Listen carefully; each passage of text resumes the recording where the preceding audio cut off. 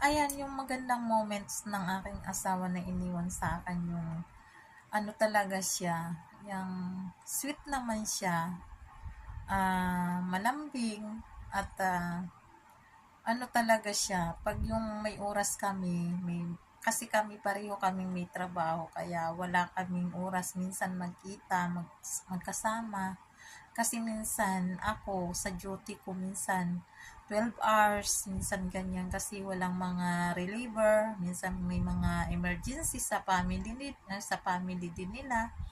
So, ganyan, minsan talaga po ay hindi namin maanuhan na magkaroon kami ng time na gumala ng mag-asawa. So, pag may time kami, nagkataon lang po ako na ang day off ko ay may Sunday, ganyan. Nakakasama po kami niyan. Pupunta kami sa isang park na doon kami magkasamang mag-asawa, kakain ng mga kung ano-ano namin binili, barbecue, ganyan, mga junk foods, kung ano yung mani, nanilaga, yun, kakain kami. May ano lang kami doon.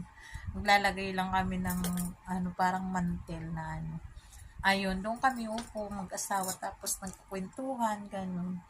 Tapos nakakain na kami ng dinner sa ano, sa labas, ayan, restaurant or ganyan, punta din kami ng mall, ganyan, pasyal-pasyal. At yung ano, yung sinurpresa niya ako na binigyan niya ako ng ah, kwintas.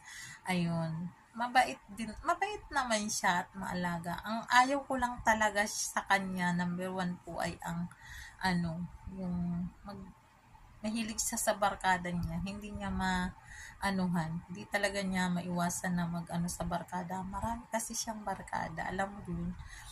Hindi ko naman inaano na ano siya. Talagang napaka-ano niya. Hindi siya makatanggi sa mga bawat yaya sa kanya. Hindi siya makatanggi kahit pa magmaktol na ako ganyan. Minsan hindi ko na nga talaga siya minsan pinapansin kasi nga ganun nga ang attitude niya. Mas priority niya yung barkada niya. Gusto ko kasi sa isang ano mag-asawa, yung bigyan mo ng panahon yung asawa mo.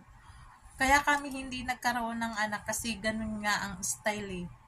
Instead na may oras ako, may time ako kasi ako nagtatrabaho sa hospital eh. Minsan ano na, wala talagang oras. Minsan kahit tulog ka pa nga, tumatawag na sila, may emergency ganito ganyan, o may emergency OR ganyan.